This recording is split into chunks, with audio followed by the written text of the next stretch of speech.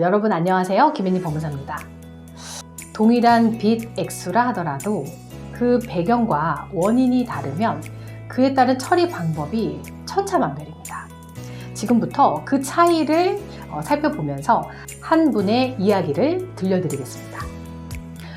우리는 누구나 빚을 짊어질 수가 있습니다. 그러다 보면 가정이 파탄나거나 이혼하는 경우도 생기죠. 사실 이혼 사유 중에 가장 큰 부분을 차지하는 것이 바로 돈 문제입니다. 이번 이야기의 주인공도 도박 채무로 인해서 가정이 무너지고 이혼하게 된 후에 개인회생을 신청하게 된 분입니다. 이게 일반적인 생활비 채무라면 소득에서 최저생계비와 추가생계비 빼고 나머지 금액을 변제하면 되니까 상당히 깔끔합니다. 그런데 이게 도박이나 낭비성 채무로 바뀌면 상황이 달라집니다. 그럼 이분이 겪었던 과정을 한번 이야기해 보겠습니다. 이분이 시작은 순탄했어요. 신청하고 나서 4일 만에 금지명령 나왔고 쉽게 진행이 되는 듯 했어요. 이분이 보통 이제 시작 전에 그 압류 걱정 많이 하시잖아요. 이분도 마찬가지였어요. 아시는 분들은 보통 연체 전에 준비를 해서 신청을 하시죠. 이분은 연체 중에 신청을 하셨지만 빠르게 금지명령 나와서 압류로부터는 안전했죠.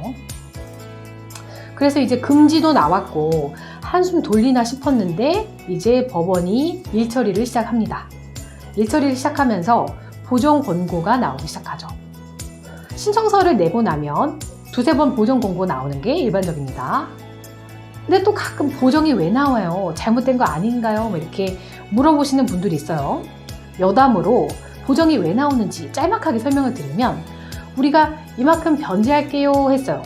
그러면 오케이 좋아 채무자 네가 적은 대로 변제하자. 그만큼만 변제하자. 그렇게 하지 않는단 말이죠. 채무자는 적게 변제한다고 신청을 하니까 법원은 채권자의 입장을 고려해서 보정을 내거든요. 낭비성 채무의 규모, 대출금의 사용처 이런 거 다 자료 달라고 해서 본단 말이죠. 채무자 입장에서 축소하고 싶은 사실이 있다 하더라도 내라는 자료 안 내면 기각이니까 낼 수밖에 없고 결국 들통이 난단 말이죠. 어차피 들통 날 건 빨리 인정하고 들어가야 진행도 빠르게 됩니다. 네, 다시 돌아와서 금지명령 나왔고 법원의 요청이 있으셔서 보정서도 저희가 냈습니다. 법원은 최근치 모든 은행, 모든 통장에 입출금 내역 제출 요구하셨고요. 그런데 이거 딱 내고 법원에서 받아보면 딱 느낌 오죠. 법원도 대번에 압니다. 돈이 이상하게 흘러간다는 것을. 네, 그래서 대출금 사용처를 소명하는 과정에서 도박 규모가 상당히 크다는 것이 드러났고 법원에서는 당연히 그 낭비된 돈을 청산가치에 넣어서 변제금 올리라고 했죠.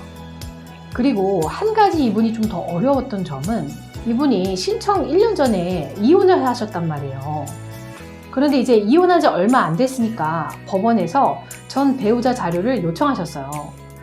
그 전 배우자 자료는 보통 부동산 보유 현황이라든지 세금 자료, 보험 자료 이거 요구하시는데요. 이거 다 재산 확인하려고 하는 거거든요. 근데 이혼하고 그분하고 이제 연락도 안 하는데 개인회생 신청한다고 전 배우자한테 서류 달라고 하기 좀 민망하잖아요.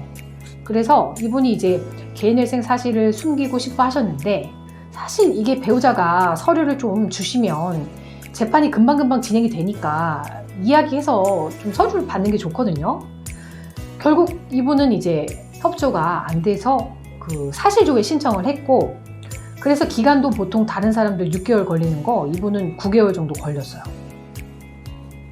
이게 여담으로 이 사실조회라는 게 서류를 발급해주는 기관에 그 법원으로 좀 서류를 보내달라고 요청하는 건데요.